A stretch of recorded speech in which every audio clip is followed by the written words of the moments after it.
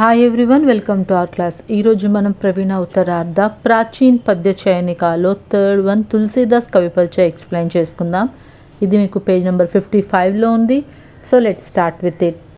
जीवन परिचय. तुलसीदास हिंदी साहित्य आकाश के चंद्रमा है. సో హిందీ లిటరేచర్ లాంటి ఆకాశంలో తులసీదాస్ చంద్రుడి లాంటివారు.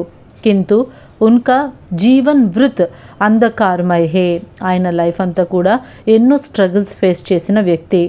अनुमान के आधार पर यह स्वीकार किया जाता है कि उनका जन्म सन 1532 ई को उत्तर प्रदेश के राजपुर नामक गांव में हुआ. సో ఈయన కరెక్ట్గా ఎక్కడ పుట్టారు అనేది ఒక క్లారిటీ లేదు. ఒక డిఫరెంట్గా 2-3 ప్లేసెస్ అనేవి చెప్తూ ఉంటారు. ఇయర్స్ కూడా కొద్దిగా వేరియేషన్లో చెప్తూ ఉంటారు. According to some great philosophers ఈయన 1532లో పుట్టారని, అది కూడా ఉత్తరప్రదేశ్లోని రాజాపూర్ అనే ఒక గ్రామంలో పుట్టారని చెప్తూ ఉంటారు. పితాతే శ్రీ ఆత్మారాం దుబే, మాతాతి హులసి. ఈయన ఫాదర్ పేరు ఆత్మారాం దుబే అండ్ మదర్ పేరు హులసి. మాతాపిత బచ్పన్ మే హీ స్వర్గవాసి హో గయే. ఈయన చిన్నప్పుడే ఈయన పేరెంట్స్ చనిపోయారు. నరహరిదాస్ నామక్ మహాన్ వ్యక్తినే ఉన్కా పాలన్ పోషణ్ కియా. సో నరహరిదాస్ అనే ఒక గొప్ప వ్యక్తి ఈయన్ని పెంచి పెద్ద చేశారు. ఉన్కి పత్ని థీ రత్నావళి, వే ఉససే అధిక్ ప్యార్ కర్తే తే. సో ఈయన వైఫ్ పేరు రత్నావళి. ఆయన తన వైఫ్ని చాలా ఎక్కువగా ప్రేమించేవారు. ఒకసారి వాళ్ళ వైఫ్ వాళ్ళ మాయకే పుట్టింటికి వెళ్తుంది. ఈయన బోరున వాన వరదలు పడిపోతున్నా సరే వాళ్ళ ఆవిడ వెళ్ళిన ఆ రోజునే గబగబా పరిగెత్తుకొని, బండి లేకపోయినా సరే నడుచుకొని చిందర వందరగా ఎలా ఉన్నా సరే పట్టించుకోకుండా వెళ్ళిపోయారనమాట. అప్పుడు వాళ్ళ ఆవిడకి చాలా కోపం, బాధ అన్నీ కలుగుతాయి. అన్సర్టనిటీ లైఫ్ అండ్ ఇలాంటి లైఫ్లో ఒక వ్యక్తి మీద ఇంత పిచ్చి ప్రేమ మోహం పెంచుకోవడం కరెక్ట్ కాదని ఆవిడ ఉపదేశం చేస్తుంది. సో అప్పటి నుంచి ఈయన రాముడి భక్తుడిగా మారి ఎన్నో రచనలు రాయడం స్టార్ట్ చేశారు. ఉస్ పటాకార్ సే ఉన్కే జ్ఞానకే చుక్షు కోలి దియా, సంపూర్ణ భారత్ కా భ్రమణ్ కియా. సో వాళ్ళ వైఫ్ మాటలకి ఈయన ఎంతో రియలైజ్ అయ్యి మొత్తం భారతదేశం అంతా కూడా తిరిగారు. श्री शोक सनातन जी के मार्गदर्शन में अपने वेद, वेदांत, इतिहास, पुराण, दर्शन आदि का गंभीर अध्ययन किया.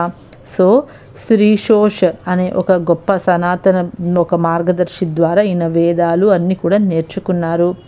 वृद्धावस्था में उनका शरीर रोगग्रस्त हो गए. उनकी मृत्यु के विषय में कहा जाता है कि संवत 1680 गंगा के तीर श्रावण शुक्ल सप्तमी तुलसी ताजोम शरीर. తులసీదాస్ 1623లో చనిపోయారు. రచనాయేం. తులసీదాస్కి రచనాయేం రామ్ కే కేంద్ర బిందు బన్కర్ చల్తీ హే. సో మనం తులసీదాస్ గారి రైటింగ్స్ చూస్తే ప్రతి రైటింగ్లో కూడా రాముడిని ఎంతో చక్కగా వర్ణిస్తూ ఆయన తన కవితలు అనేవి రాశారు. तुलसीदास की 12 रचनाएं मानी जाती है. राम लल्ला नन्हाचू, वैराग्य संदीपिनी, भरवई रामायण, पार्वती मंगल, जानकी मंगल, रामाज्ञा प्रश्न, कवितावली, गीतावली, कृष्ण गीतावली, विनय पत्रिका, दोहावली, रामचरितमानस. సో తులసీదాస్ యొక్క మెయిన్ 12 రైటింగ్స్ నేమ్స్ ఇవన్నీ. राम लल्ला नन्हाचू में 20 सोहरे है. राम जन्म के बाद नाभि काटने से संबंधित पद है. సో రామ్ లల్లా నన్హాచూ అనే టైటిల్తో ఉన్న ఈ పోయిటరీలో మనకి 20 సొహరా ఉన్నాయి. ఇవన్నీ కూడా రాముడు పుట్టిన తర్వాత ఆయన యొక్క నాభి ఏదైతే పుట్టినప్పుడు తల్లి పేగు నుంచి బాబు యొక్క బొడ్డు పేగుని వేరు చేస్తారో అక్కడి నుంచి ఈయన తన పోయమ్స్ ఎంతో అద్భుతంగా రాశారు. वैराग्य संदीपनी में 62 छंदों में संतों के लक्षण बताए गए हैं. సో వైరాగ్య సందీపనిలో మెయిన్గా 62 చందాలలో ఈయన సంత్ స్కాలర్స్ యొక్క గొప్పతనాన్ని ఎంతో అద్భుతంగా చెప్పారు. బరవై రామాయణ్ మే 69 బరవై చందోం మే రామ్ కథ వర్ణిత హే. సో బరవై రామాయణంలో రాసిన 69 బరవై చందాలతో ఈయన రాముడిని ఎంతో అద్భుతంగా ఆయన కథని రాశారు. పార్వతీ మంగళ్ మే శివ్ ఔర్ పార్వతీ కే వివాహ కా వర్ణన్ హే. సో పార్వతీ మంగళ్ అనే పోయిటరీ మొత్తం కూడా శివపార్వతుల కళ్యాణం గురించి. జానకి మంగళ్ మే సీతా వివాహకి కథ హే. జానకి మంగళ్లో సీతారాముల యొక్క కళ్యాణం గురించి. రామాజ్ఞా ప్రశ్నావళి శకున్ విచారోం కే లియే లిఖీ గయి హే. సో రామాజ్ఞ ప్రశ్నావళి అనేదంతా కూడా క్వశ్చన్ ఫామ్స్లో ఉండే పోయిట్రీ. కవితావళి కా దూసరా నామ్ కవితా రామాయణ్ హే. సో కవితావళి కూడా రామాయణమే, అది కవిత రూపంలో రాశారు. గీతావళి గీతోమే రచిత రామ కథ హే. సో గీతావళి అనేది పోయమ్స్ కాకుండా పాటల రూపంలో ఉన్న రాముడి కథ. కృష్ణ గీతావళి మే కృష్ణ కా వర్ణన్ హే. సో కృష్ణ గీతావళి అనేది కృష్ణుని వర్ణిస్తూ రాశారు తులసి. వినయ పత్రిక గీతి కావ్య హే. సో వినయ పత్రిక అనేది పాట రూపంలో పాడే ఒక గొప్ప కావ్యం రాముడి మీద. ఇస్మే గోస్వామికి దాసి భక్తి కా సుందర్ చిత్రణ మిల్తే హే. సో గోస్వామి తులసీదాస్ యొక్క ప్రేమ, ఆయనకి రాముడి మీద ఉన్న భక్తి మనకి వినయ పత్రికలో ఎంతో అద్భుతంగా తెలుస్తుంది. దోహావళి ఏక్ సంకల్పన్ గ్రంథ హే. సో దోహావళి అనేది ఆయన ఒక సంకల్పన గ్రంథం, ఆయన ఎలాగైనా రాయాలి అనుకొని రాసింది. తర్వాత రామచరితమానస్ తులసీదాస్కి ప్రతినిధి రచన హే.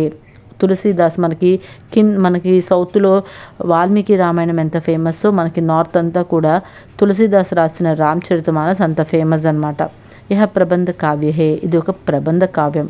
यह दोहों और चौपाई శైలి में लिखी गई है. సో ఇది దోహే, 2 లైన్స్లో ఉన్న దోహే, అలాగే చౌపాయి సర్టెన్ ఫ్రేమ్ ఆఫ్ వర్న్, ఒక సెట్ ఆఫ్ లైన్స్లో సెట్ చేసి రాసేదాన్ని చౌపాయి అంటారు. ఇలాంటి స్టైల్లో ఈయన రామచరితమానస్ అనేది రాయడం జరిగింది. ఇస్మే రామ్ కథా కా హృదయంగం వర్ణన్ హువా హే. సో ఇందులో రాముణ్ణి ఎంతో అద్భుతంగా మనసుకి హత్తుకునే విధంగా వర్ణించి చెప్పారు తులసీదాస్. తులసి కే రామ్ సృష్టి కే ఖండ్ ఖండ్ మే వ్యాప్త హే. సో తులసీదాస్ ప్రతి అణువులోనూ రాముడు నిండిపోయాడు. ఈ ప్రతి జగత్తులో కూడా ఆయన రాముడినే చూసేవాడు. వే సబ్బీ కే లియే ఉసీ ప్రకార్ సులభ హే జైసే అన్న ఔర్ జల్. ఒక మనిషి బ్రతకాలంటే అన్నం నీరు అనేది ఎంత అవసరమో అలాగే మన వేదాలకు కూడా ఆ విష్ణుమూర్తి అనేవాడు అంత అవసరం. శ్రీరాముడు, కృష్ణుడు, ఇలా విష్ణుమూర్తి అవతారాలన్నిటి మీద కూడా మన వేదాలు అనేవి ఆధారపడి ఉన్నాయి అని తులసీదాస్ ఎంతో చక్కగా చెప్పారు. దానికి రిలేటెడ్గా ఇక్కడ కింద మీకు ఒక దోహా ఉంది చూడండి. నిగమ ఆగమ సాబహ సగుణ్ రామ సంచీలిని చాహ్ అంబు ఆసన్ అంబోలికియత్ సులభ సబహి జగమాహ్. సో ఒక వ్యక్తి బ్రతకాలంటే నీరు, అన్నం, వాయువు ఇలాంటివన్నీ ఎంత అవసరమో వేదాలు, పురాణాలు వీటన్నిటికి కూడా మూల పురుషుడైన ఆ శ్రీరాముడు ఎంతో అవసరమని తులసీదాస్ ఎంతో చక్కగా చెప్పారు. तुलसी की भक्ति मूलतः लोक संग्रह की भावना से అభిప్రేరిత హే. సో మెయిన్గా మనం తులసీదాస్ యొక్క భక్తి ఏ విధంగా చూడొచ్చు అంటే అందులో లోక సంగ్రహకి భావన, ప్రతి ఒక్కరిని కూడా ఒకటిగా చెయ్యాలి అనే ఆలోచనతో తన రైటింగ్స్ అనేవి ఉండేవి. उन्होंने राम के शील, शक्ति और सौंदर्य से संबंधित अद्भुत रूप का गुणगाना किया. తన ప్రతి ఒక్క దోహేలో కూడా రాముడి యొక్క శక్తిని, బలాన్ని, ఆయన అందాన్ని వర్ణిస్తూ ఎంతో అద్భుతంగా ఆయన దోహాస్ అనేవి రాశారు. తులసి సామాన్యవాదితే. సామాన్యవాది మీన్స్ సింక్రిటిక్, అంటే ఒకే టైంలో వివిధ విషయాల మీద ఎన్నో దోహాలు కానీ చర్చలు కానీ చేసే వ్యక్తిని సామాన్యవాది అంటారు. ఉన్హోనే జ్ఞాన్ ఔర్ భక్తి కా, लोक और शास्त्र का, गृहस्थ्य और वैराग्य का, निर्गुण और सरगुण का, भाषा और संस्कृति का, पुराण और काव्य का, भावावेश और अन्याय चिंतन का समावेश किया. సో ఈయన ఎట్ ఏ టైం జ్ఞానం గురించి చెప్తారు, నాలెడ్జ్ గురించి చెప్తారు, అలాగే భక్తి మార్గం, స్పిరిచువాలిటీ గురించి చెప్తారు. లోకంలో ఉండే ప్రతి ఒక్క మనస్తత్వాల గురించి చెప్తూనే వాళ్ళ యొక్క శస్త్రాలు అంటే వాళ్ళ యొక్క ఆయుధాలు అనేవి ఎలా పనిచేయాలో చెప్తారు. అలాగే life of a human being with family, గృహస్థ్య, దాని గురించి చెప్తే ఎవ్వరూ లేకుండా వైరాగ్యంగా సన్యాసిలాగా బ్రతకడం గురించి కూడా చెప్తారు. దేవుడు ఉన్నాడు అని చెప్తే దేవుడు లేడు, ఒక శక్తే దేవుడు అనే వాళ్ళ గురించి కూడా ఈయన మాట్లాడతారు. కొంతమంది భాష గురించి మాట్లాడమంటే సంస్కృతిని కూడా జోడించి ఈయన మాట్లాడతారు. పురాణాల గురించి, అలాగే కావ్యాల గురించి, ఎమోషన్స్ గురించి, అలాగే సైలెన్స్, మెడిటేషన్ గురించి, ఇలా ప్రతి ఒక్క దాని గురించి కూడా ఈయన ఎంతో అద్భుతంగా వర్ణించగలరు.